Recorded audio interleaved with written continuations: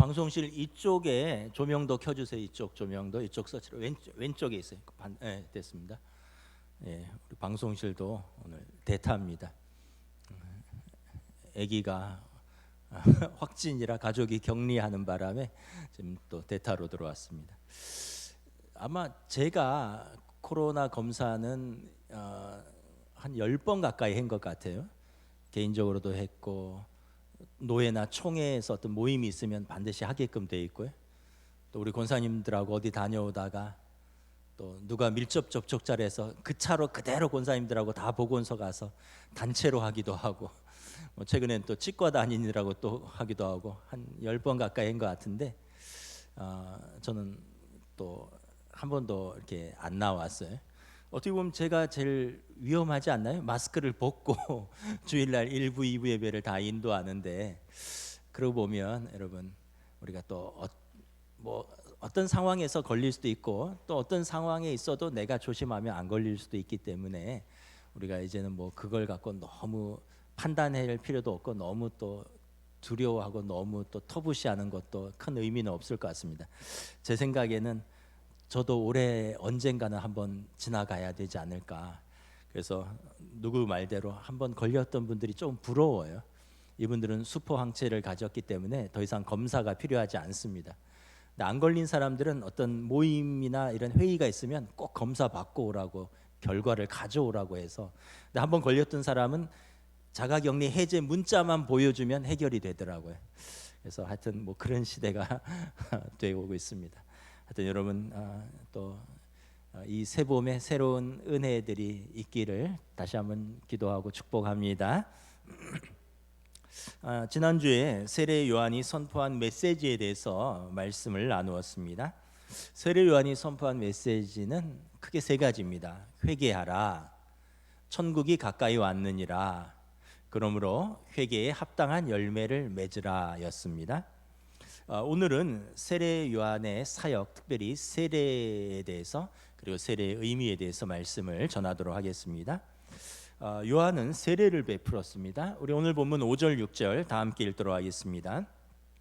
이때 예루살렘과 온 유대와 요단강 사방에서 다 그에게 나와 자기들의 죄를 자복하고 요단강에서 그에게 세례를 받더니 요한의 특징적인 사역은 세례를 주는 것이었습니다.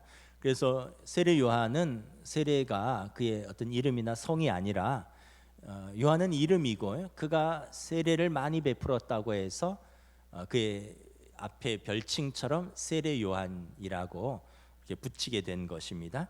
요한은 죄를 자복하고 회개하며 자신에게 나오는 사람에게 물로 세례를 베풀었습니다.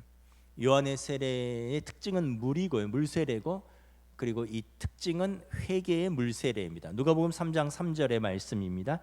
요한이 요단강 부근 각 처에 와서 죄사함을 받게 하는 회개의 세례를 전파하니, 지난주에 회개는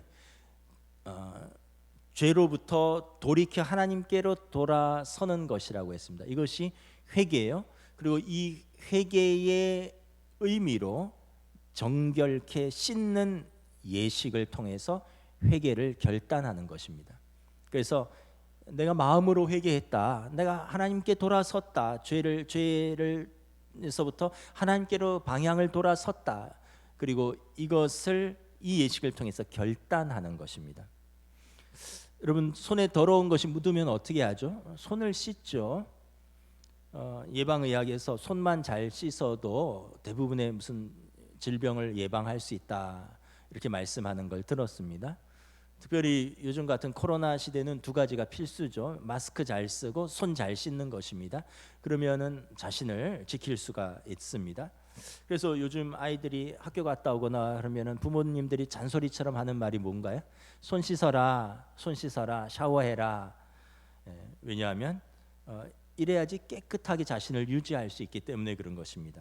이렇게 우리 몸에 더러운 것이 묻으면 물로 씻어 깨끗게 하는 것처럼 요한의 세례는 바로 그런 의미인 것입니다. 요한의 선포를 듣고 무리들이 또 세리들이 군인들이 나왔습니다. 우리가 어찌할꼬?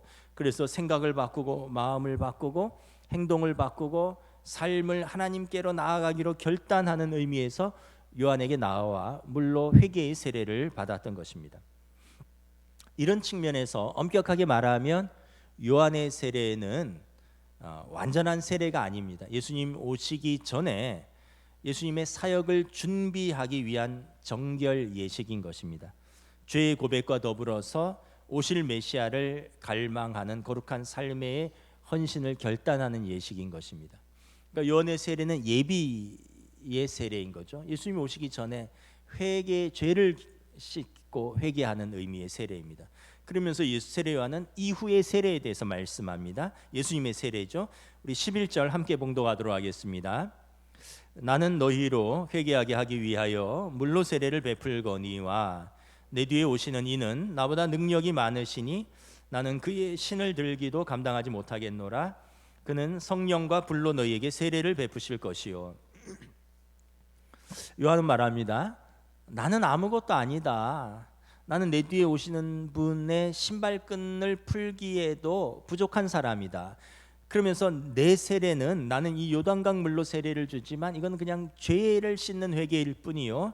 내 뒤에 오시는 분이 베푸시는 성령과 불 세례가 진실로 너희에게 필요할 것이다. 그래서 예수님께서 오시면 예수님을 통하여 성령의 세례를 받으라는 것입니다. 그럼 여러분, 예수님의 세례는 무엇입니까? 성령 세례는 무엇입니까? 예수님을 하나님의 아들로 믿고 고백하는 자들이 받는 세례가 여러분 예수님을 이름으로 받는 성령 세례인 것입니다. 이 성령 세례를 먼저 이해하기 위해서 여러분 성령님이 어떤 분이신가 우리가 다시 한번 생각해 보아야 합니다. 우리 몸이 우리 자신이듯이 우리 생각, 우리 정신이 우리 자신입니다. 우리 영혼이 우리 자신이죠. 마찬가지로 성부 하나님의 영, The Holy Spirit, 성령은 성부 하나님이십니다. 또 예수님께서 내가 떠나고 너희를 위하여 내가 또 다른 보혜사, 예수님이 보혜사, 그들의 변호자, 위로자, 돕는 자이신데 또 다른 보혜사를 너희에게 보내겠다. 그러면서 예수님이 떠나시고 예수님의 영, 그분께서 오시는데 그분이 성령님이란 거죠. 그래서 우리 몸이 우리듯이 우리의 정신, 우리의 영이 우리 자신인 것처럼 성령님은 성령 하나님의 영이시요 성부 예수 그리스도의 영이십니다. 그리고 더불어서 이 성령님은 우리를 성도가 성도되게 인도하시는 진리의 영이십니다. 요한복음 14장에 보면 내가 아버지께 구하겠으니 그가 또 다른 보혜사를 너희에게 주사 영원토록 너와 함께 있게 하리니 그는 진리의 영이라. 보혜사 곧 아버지께서 내 이름으로 보내실 성령, 그가 너희에게 모든 것을 가르치고 내가 너희에게 말한 모든 것을 생각나게 하리라. 성령님은 하나님의 영, 그리스도의 영이면서 진리의 영으로서 성도를 성도되게 하신다는 것입니다. 그래서 우리가 살면서 어떤 상황이나 또는 어떤 사람과의 관계 속에서 내가 그래도 예수 믿는데 이러면 안 되지, 이런 생각이 들 때 내 안에 계신 성령님께서 예수님의 말씀을 가르치시고 예수님의 말씀을 생각나게 하시는 것입니다. 또 우리가 어떤 시험에 들거나 어떤 사단의 공격을 받을 때 성령께서 로마서에 보면 우리 영과 더불어 우리가 하나님의 자녀인 것을 증거하신다는 거예요. 사단은 계속해서 우리 죄를 공격하고 우리가 하나님의 자녀가 아니라는 거 공격하지만 우리 안에 계신 성령님이 아니다. 그럼에도 불구하고 예수님께서 너의 죄를 짊어지셨고 너는 하나님의 자녀다. 성령께서 우리가 하나님의 자녀인 것을 증거하시고 또 말할 수 없는 탄식 가운데 우리를 위하여 기도하신다는 것입니다. 하나님의 자녀들이 넘어지고 시험 들고 무너질 때 우리는 기도할 바를 알지 못하나 성령님께서 우리 대신 함께 기도하시며 탄식하면서 기도하시면서 우리가 하나님의 자녀됨을 증거하신다는 것입니다. 왜냐하면 우리가 하나님의 자녀인 것을 우리 안에 계신 성령님이 증거하시고 인치신다라는 것입니다. 그래서 여러분 우리가 생각할 때 내가 성령 받았는가? 그러면은 사람들은 어떤 오해를 합니다. 이 성령의 능력이라는 의미가 있기 때문에 dynamis, 능력이라는 의미가 있기 때문에 내가 성령 받으면 방언을 해야 되고 병을 고칠 수 있는 능력이 있어야 되고 내가 성령 받으면 뭐 예언을 하고 그런 것은 어떤 현상 중에 지극히 일부분인 것이고요. 진짜 능력은 뭐냐면 거룩한 삶의 능력인 것입니다. 죄를 죄인 줄 깨닫고 죄를 멀리하는 그것 자체가 거룩의 능력인 것이죠. 그리고 나를 하나님의 자녀됨으로 계속해서 말씀을 통해서 기도를 통해서 나를 인도하시는 성령님의 힘을 덧입어서 사는 것, 이게 성령님이 우리에게 임재하신 하나님의 자녀의 특징인 것입니다. 그러면 여러분 다 성령 받으셨나요? 네. 그럼 이제 이해가 되시죠? 이런 확신, 말씀에 근거한 정확한 확신이 없으면 난 방언을 못 하는데, 나는 죄 가운데 자주 넘어지는데 이러면서 자꾸 하나님의 자녀로부터 끊어지는 듯한 경험, 성령님 나와 함께 하시지 않는 듯한 느낌, 이게 이제 사단이 우리를 공격하는 것입니다. 말씀에 대한 확신이 있어야 되는 거죠.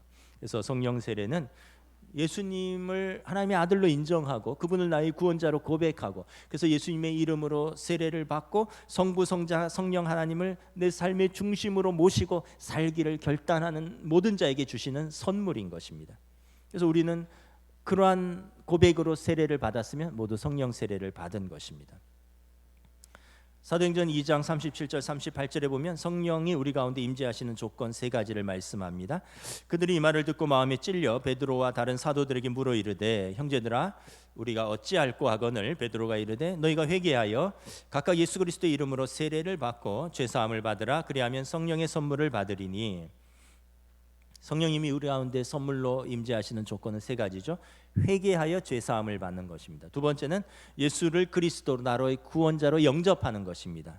그리고 하나님과 교회 앞에서 이를 고백하고 물로 세례를 받는 것입니다. 그래서 물로 세례를 주는 것은 인치는 예식이고, 그 이전에 마음으로 믿고 입으로 시인하여서 성령님을 받는 것입니다. 자, 그럼 이제 요한의 세례, 예수님의 성령 세례에 대해서 우리가 말씀을 드렸습니다.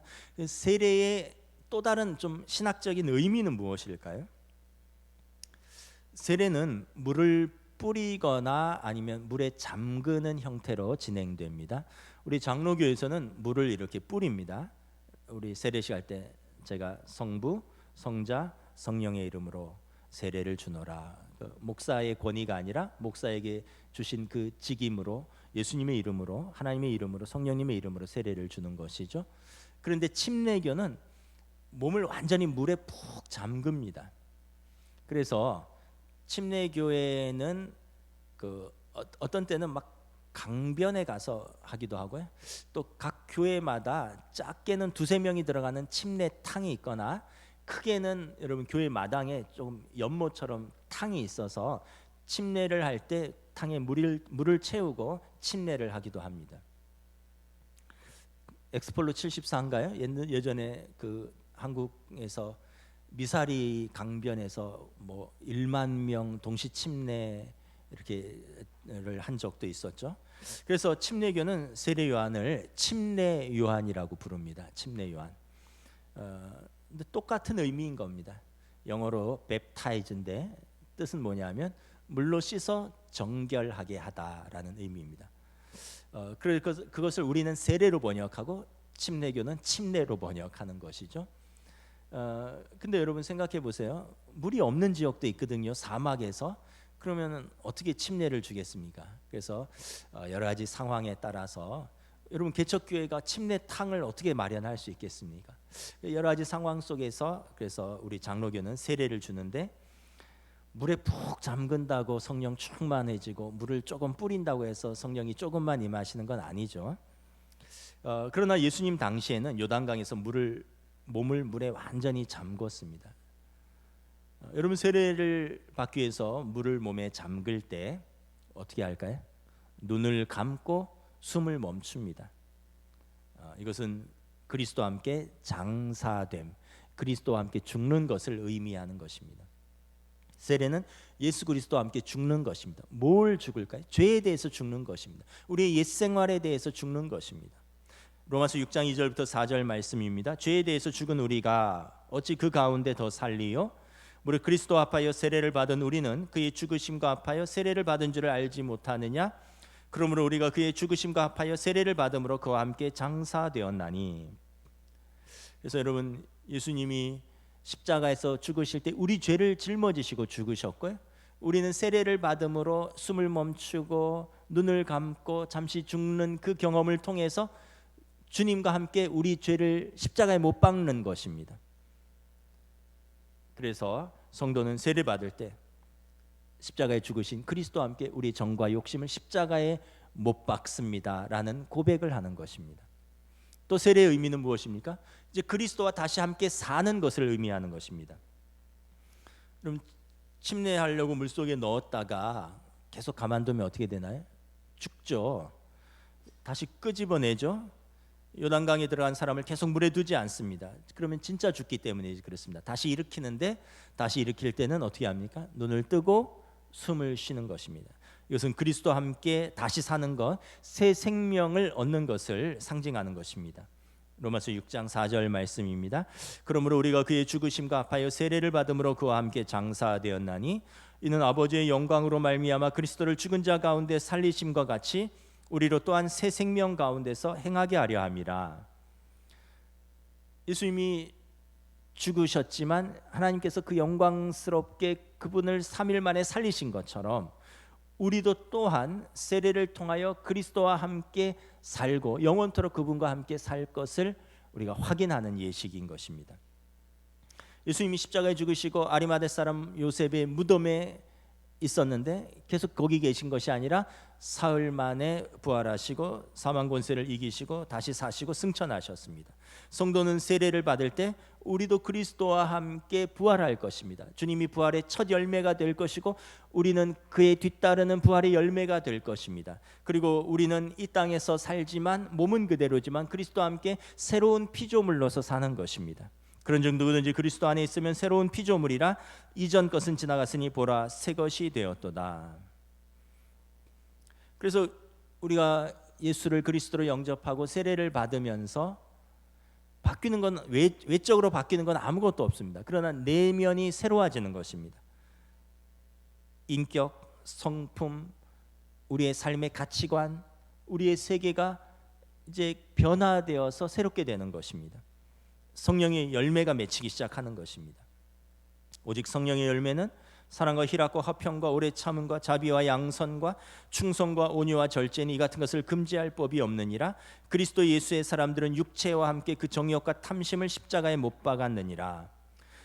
우리가 전에는 내 소견에 옳은 대로 살았습니다. 내 생각대로 살았고 내 감정대로 반응하면서 살았습니다. 내 정욕대로 살았습니다. 그러나 이제는 예수님을 영접하고 예수님을 나의 주로 고백하고 세례를 받음으로 이제는 그 정욕과 탐심을 십자가에 못 박았습니다. 이제 성령의 사람으로 되는 것입니다. 이것을 로마서 6장에 사도 바울은 이렇게 말씀합니다. 그러므로 너희는 죄가 너희 죽을 몸을 지배하지 못하게 하여 몸의 사욕에 순종하지 말고 또한 너희 지체를 불의의 무기로 죄에 내주지 말고 오직 너희 자신을 죽은 자 가운데서 다시 살아난 자와 같이 하나님께 드리며 너희 지체를 의의 무기로 하나님께 드리라. 죄가 너희를 주장하지 못하리니 이는 너희가 법 아래 있지 아니하고 은혜 아래 있음이라. 전에는 내 소견대로 살고 내 소견에 옳은 대로 살고 내 정욕대로 살면서 죄가 죄인 줄 모르고 죄에 내 자신을 맡기고 죄의 지체로 내가 쓰임을 받았다는 것입니다. 그러나 이제는 예수 그리스도를 영접하고 우리가 회개하고 세례를 받고 그리스도와 더불어 살기로 결단하면서 이제는 죄가 죄인지를 알게 되고 하나님이 무엇을 근심하는지를 알게 되고 이제 우리 몸을 거룩한 하나님의 의의 삶으로 살기를 결단하는 것입니다. 그래서 이제는 죄 아래 우리를 두지 않고 은혜 아래 사는 사람인 것을 자각하고 고백하는 삶인 것입니다. 이게 여러분 그리스도와 연합하여 새롭게 사는 삶의 모습인 것입니다. 히브리서 기자는 좀 더 피 흘리면서 뭐라고 말했냐면 죄와 피 흘리기까지 싸우는 삶이다. 이제는 사람과 싸우는 삶이 아니라 죄와 피 흘리기까지 싸우는 삶이다. 그러면서 이 거룩한 성도의 삶을 포기하지 않는 삶, 이것이 그리스도와 연합하는 삶이라는 것입니다. 왜 그렇습니까? 갈라디아서 2장 20절 내가 그리스도와 함께 십자가에 못 박혔나니 그런즉 이제는 내가 사는 것이 아니요 오직 내 안에 그리스도께서 사시는 것이라. 이제 내가 육체 가운데 사는 것은 나를 사랑하사 나를 위하여 자기 자신을 버리신 하나님의 아들을 믿는 믿음 안에서 사는 것이라. 이제는 믿음 안에서 살기 때문에 그렇습니다. 하나님의 아들을 믿는 믿음 안에서 그분과 연합하여 살기 때문에 이제는 여러분 사람과 싸우고 돈과 싸우는 삶이 아니라 죄와 싸우는 삶을 사는 것입니다. 이것이 여러분 세례를 통하여 그리스도와 연합한, 죄에 대해서 죽고 그리스도와 함께 사는 삶인 것입니다. 여러분 세례를 통해서 이 교회론적인 또 중요한 의미가 있습니다. 교회의 일원이 되는 것입니다. 세례를 통해서 정식으로 교회의 일원이 되는 것입니다. 세례교인이 되는 것이죠. 요즘은 코로나 시대라서 제가 예전에는 배드민턴을 한 10년 가까이 쳤는데 학교 체육관이 개방을 안 해서 운동을 잘 하러 가지 못합니다. 그런데 처음에 운동하러 갈 때는 제가 회원 가입을 안 했어요. 사람들이 회원 가입해라, 회원 가입해라. 그때는 하루 갈 때 3,000원씩 체육관 입장료를 냈는데 20일만 나오면 한 달 회비가 5만 원이다. 그 돈이다. 더 싸다. 회원 가입해라 했는데 제가 실력도 부족하고 또 내가 오는 시간도 일정치 않고 또 내가 언제까지 여기 있겠느냐 해서 운동하러 내가 못 올 날도 많고 이래서 제가 회원 가입을 안 하고 했는데 1년을 쭉 다녔어요. 근데 1년을 쭉 다녔는데 나중에 보니까 1년을 다녀도 제 얼굴은 아는데 이름을 모르는 사람도 있고 또 제 얼굴도 알고 운동도 같이 했는데 어떤 사람은 저를 필동에서 인쇄하는 사람이다.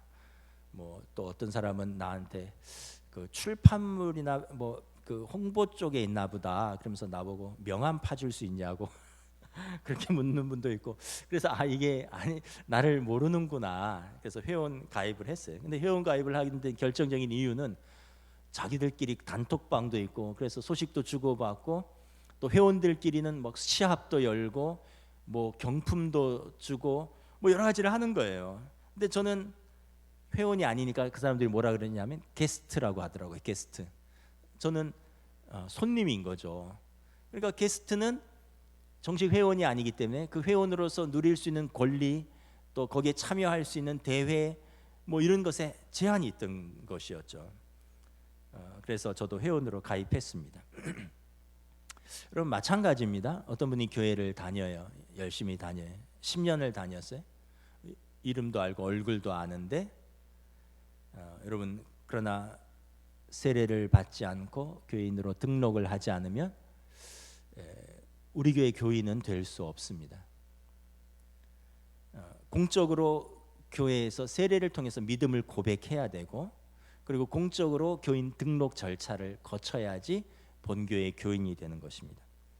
근데 나는 세례는 받지 않겠다. 그러면 나 예배는 참석하겠다.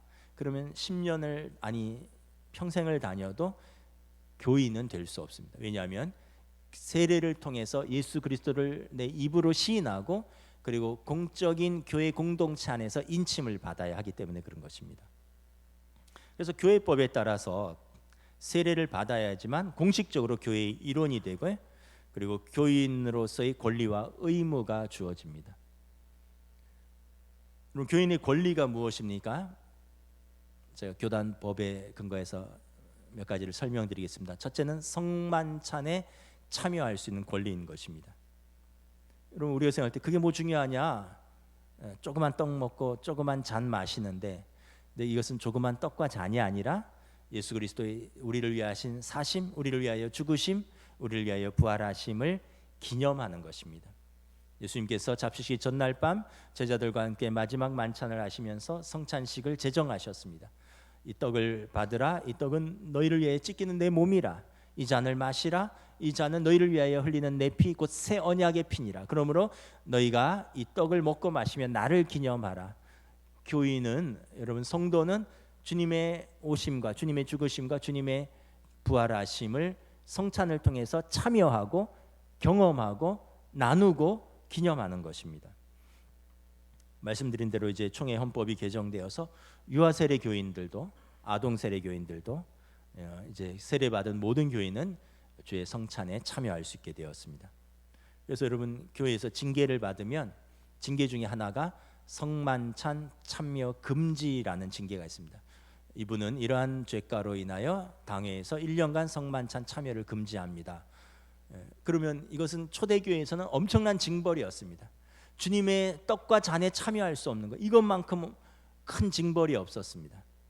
그래서 여러분, 성찬에 참여한 권리는 교인의 특권이요 굉장히 소중한 권리이다라는 것입니다. 둘째는 세례교인은 교단 헌법에 의거해서 만 18세 이상인 세례교인은 공동의회의 회원이 되고 선거권과 피선거권이 주어집니다. 그래서 여러분, 우리 교회는 이제 올해 두 분의 장로님이 은퇴하시고 두 분의 권사님이 은퇴하시고요. 그래서 우리가 장로, 권사, 안수 집사님을 이제 노예가 끝나고 5월달에 피택을 하는데 선거를 거칩니다. 이때 교인 명부에 있어야지만 선거할 수 있는 자격이 있고 피선거권을 가질 수가 있습니다. 세례를 받아서 교인 명부에 있어야 하는 것이죠. 그래서 여러분, 세례 교인만이 교회를 섬길 수 있는 일꾼을 뽑는 데 참여할 수 있고 또 내가 교회 일꾼으로 뽑힐 수도 있는 것입니다. 물론 이제 세례를 안 받았다고 해서 교회에 다니는데 지장이 있거나 구원받는데 문제가 있다고는 생각하지 않습니다. 왜냐하면 동구권이라든가 요즘은 동구권이라는 말이 안 맞겠네요. 공산권이라든가 타문화권, 이슬람 문화권이나 뭐 불교 문화권 이런 데서는 세례를 받기가 어려운 경우가 있습니다. 그러나 가정교회에서 성도로서 구원의 백성으로서 보이지 않는 교회의 교인으로 분명히 존재하는 성도들이 있습니다. 근데 이제 우리처럼 종교의 자유가 있고 마음껏 예배할 수 있고 자신의 선택으로 세례를 받을 수 있으면 여러분, 우리의 구원을 하나님 앞에서 교회 공동체 앞에서 세례를 통해서 우리가 입증하는 것입니다. 예전에 어떤 그런 분이 있었어요. 구원의 확신이 없어서 세례를 지금 못 받겠다. 그래서 제가 그럼 유예하십시오. 구원의 확신이 들 때까지 그럼 기다리십시오. 내가 하나님의 자녀라는 확신이 없습니다. 그럼 확신이 들 때까지 기다리셔서 받으셔요. 이렇게 권한 적이 있습니다. 이렇게 여러분, 세례를 받는다는 것은 하나님의 자녀의 정체성, 교회의 일원이 되는 것, 주의 잔에 참여하는 것, 교회를 섬기는 일꾼이 되는 것입니다.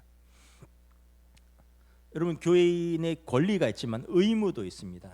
세례교인은 교회 일원으로서 교인으로서의 책임과 의무가 주어집니다. 첫째는 교회의 법과 치리에 순종하는 것입니다. 교회의 법, 교회의 치리에 순종하는 것입니다. 교회는 여러분, 공동의회, 당회, 재직회라는 성도들의 모임이 있습니다. 그리고 그 직무가 우리 교단 헌법에 분명하게 명시되어 있습니다. 예를 들면 공동의회는 인사와 예산에 관한 일을 하는 것입니다. 담임 목사를 청빙한다거나 교역자를, 그 다음에 장로를 세우거나 권사를 뽑고 이런 것은 공동의회를 하는 것입니다. 예를 들어서 당회가 임의로 저분을 장로로 세웁시다, 이것은 불법입니다. 저분은 우리 교회 30년 다니셨으니 저분을 권사로 세웁시다, 당회가 불법입니다. 공동의회의 권한입니다. 당회는 추천은 할 수 있지만 뽑는 것은 반드시 공동의회에서 무기명 비밀 투표로 뽑도록 되어 있습니다. 여기에 순종해야 되고, 또 재직회의 그럼 직무는 무엇입니까? 재직회는 공동의회가 승인한 예산을 집행하는 기능입니다. 그리고 당회가 수립한 정책이나 안건을 수행하는 기능이 있습니다. 그래서 재직회 각 기관과 부서는 공동회의가 승인한 예산 안에서 당회가 제시하는 정책과 또 이런 것 안건들을 수행하는 것입니다. 재직회가 예산을 결정하고 재직회가 인사를 결정하는 것이 아닙니다. 당회의 직무는 무엇입니까?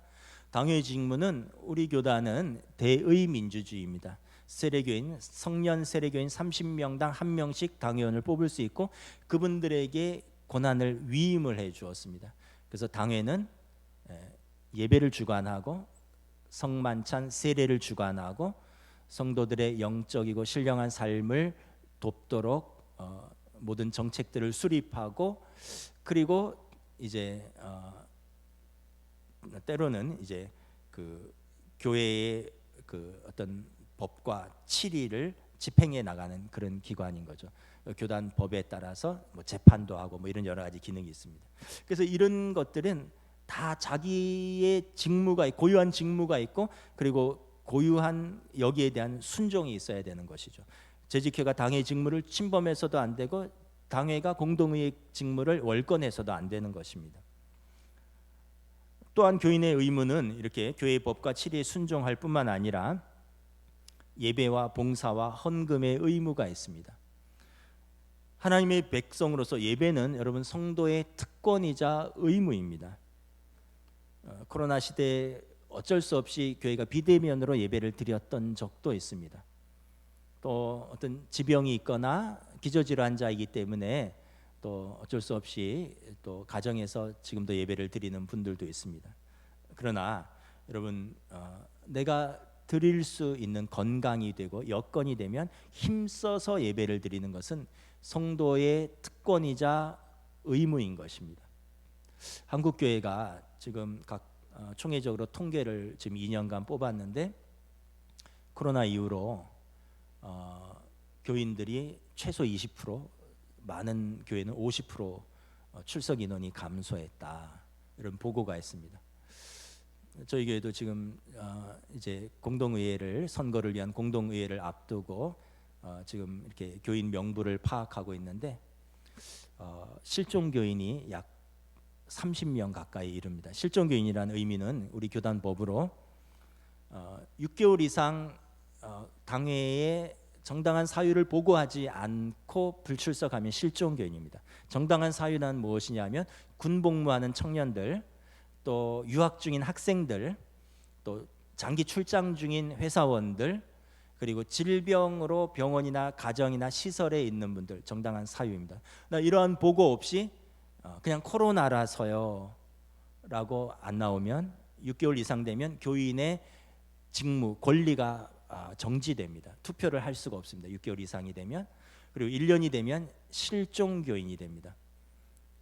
그래서 우리 교회도 보니까 교인의 직무가 정지되거나 좀 보수적으로 조금 우리가 좀 지금 당에서 지금 이렇게 최종적으로 투표를 앞두고 결정을 할 것인데 교인 명부를 여러 가지로 넓게 이해를 해도 교인의 직무가 6개월 이상 정지되거나 실종 교인이 거의 한 30명 가까이 이르고 있다라는 것입니다. 우리가 잘 생각해 보아야 합니다. 예배는 누구를 위해서 드려지는 것이 아닙니다. 예배는 내가 하나님 앞에서 하나님의 자녀됨을 확인하고 감사의 예배로 나아가는 것입니다. 또한 여러분, 봉사의 의무가 있습니다. 주님의 몸된 교회에 충성스러운 직분을 받았으면 그 직분에 합당한 봉사의 의무가 지어지는 것입니다. 여러분, 직분을 사모하면서 직분을 받았다는데 그 직분에 합당한 책임을 방기한다면 이것은 여러분 그 직분을 왜 받았는가 스스로 한번 질문을 던져 보아야 할 것입니다. 주님의 몸된 교회를 세우는 그 직분은 충성스럽고 영광스러운 것인데 직분은 받았는데 그 직분에 합당한 책임을 방기한다면 주님의 교회를 섬기고 세우는데 교인의 의무를 감당하지 못하고 있는 것입니다. 성도는 헌금의 의무도 있습니다. 여러분, 헌금은 나의 신앙 고백의 일환으로서 하나님 앞에서 내가 받은 은혜를 감사하면서 드리는 것입니다. 여러분, 이것은 제 목사의 개인 말이 아니라 지금 다 교단 헌법책에 근거한 것을 말씀드리는 것입니다. 그래서 여러분, 교회는 헌금을 통해서 교회의 사명인 말씀을 선포하고 가르치고 교회 학교를 통해서 다음 세대를 양육하고 성가대나 찬양단을 운영하고 예배를 예배드리러 드릴 수 있도록 또 교회가 전도하고 또 선교사들을 후원하고 교회를 운영하고 유지하고 관리하는데 사용되는 귀한 성도들의 헌금인 것입니다. 그래서 헌금은 나의 신앙의 고백이기도 하고요, 동시에 성도의 의무이기도 한 것입니다. 이렇게 세례의 의미는 이렇게 포괄적으로 여러 가지 의미가 있는 것입니다. 다시 한번 정리하겠습니다. 세례는 내가 죄에 대해서 죽고 그리스도와 연합하여 새로운 성도에 합당한 그리스도와 연합된 삶을 살겠다. 그리고 교회의 일원으로서 성도의 권리를 누리고 또 성도의 의무를 통하여 하나님의 교회를 세워 나가는데 내가 함께 참여하겠다라는 고백인 것입니다. 말씀을 마치겠습니다. 갈라디아서 2장 20절 말씀입니다. 내가 그리스도와 함께 십자가에 못 박혔나니 그런즉 이제는 내가 사는 것이 아니요 오직 내 안에 그리스도께서 사시는 것이라. 이제 내가 육체 가운데 사는 것은 나를 사랑하사 나를 위하여 자기 자신을 버리신 하나님의 아들을 믿는 믿음 안에서 사는 것이라. 찬양하시겠습니다.